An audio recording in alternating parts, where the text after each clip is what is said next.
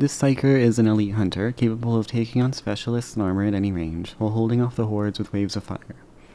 For the weapon, we are using the Blaze Force Sword Mark IV, the Demos one.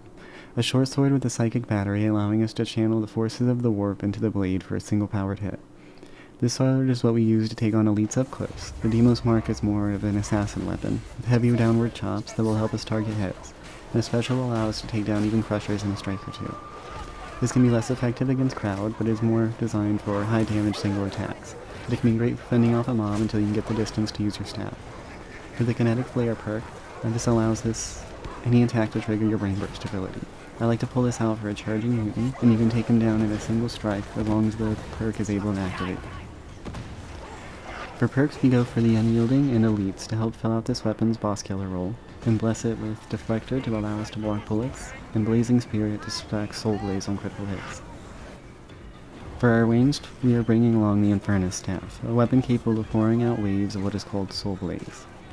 Soul Blaze is a stackable damage over time effect. This effect multiplies the total damage of the damage over time effect, multiplying higher at earlier stacks and tapering out around 6. This is your Horde Clear weapon, though it can also be very good for armor as the damage over time effect can eat through crushers like it's nothing. Mostly though, you're going to be wanting to use this for Horde Clear, taking advantage of the Channeled Force perk by alternating primary and secondary fire to increase the damage of both. For perks, we go with Unarmored and Flak to help the weapon clear out lesser mobs, and for the blessings, we go with Warp Flurry, almost a must on any staff. This perk will let the second and third cast faster. How I use this in practice is I do a short burst on the first cast, a bit longer on the second one, and on the third and any subsequent ones, you can charge it fully. The first two will usually buy you enough time to charge up the third one fully. The other is Showstopper, as this will allow stagger to the crowd whenever you manage to burn an elite, something that will happen more often than you think. Now on to the perks. Brain Rupture is an ability that lets you pop the heads of enemies, completely ignoring armor, and also single-shotting anything short of a boss. This synergizes with Kinetic Resonance. I like to cast a few to build up peril, then to apply Soul Blaze to everything around me, and then once that happens, the charge on your ability will be so much faster. The vent also allows you to have a bit of breathing room to target elites, as it'll stagger people around you and apply Soul Blaze. You only want to be using this on elites, as it goes hand in hand with our next perk. Empowered Psionics is one of the most important parts of this build. It increases the damage while reducing the cast time and making the ability cost nothing. This, along with the secondary perks, Overpowering Souls, which will give you enhanced psionic back on every elite kill, meaning that if you are targeting the right people, you can cast it for free basically the whole game, while freeing up more peril for your staff. And Charged Up, which will increase the stacks you can hold to 3.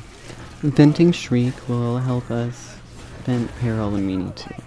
With the Creeping Flames perk, it will also help stack Soul Blaze on people around you based on the current level of your peril. It'll also decrease peril generation for each enemy hit, stacking up to 25 times. This goes hand in hand with the Kinetic Resonance ability for the Brain Burst. This already lets your Brain Burst charge 75% faster and generate less peril. These go hand in hand. From there, Quietude and Soul Stealer are how we regenerate toughness, making us regenerate on peril generated or quelled, or warp attack kills. Perilous Combustion will spread Soul Blaze to nearby enemies on elite kills and specialist kills. This will help us spread extra stacks of Soul Blaze throughout the crowd. Soul Drinker will replenish toughness on Soul Blaze kills, which will keep you alive in crowds. Wildfire acts a lot like Perilous Combustion, spreading stacks of Soul Blaze on nearby enemy deaths. We take 2 staff perks, Channeled Force to make alternating primary and secondary fire stronger, and Empiric Shock to weaken enemies to warp damage on your primary fire. Solidity and Crystalline Will help keep our peril low and help keep us alive even when we mess up. In practice, this build is an elite hunter using Brain Burst and the Force Sword to target elites and specialists, building up as many stacks of empowered psionics as you can and keeping them up almost always. Stay in the back line when possible, as you are squishier than some of your teammates.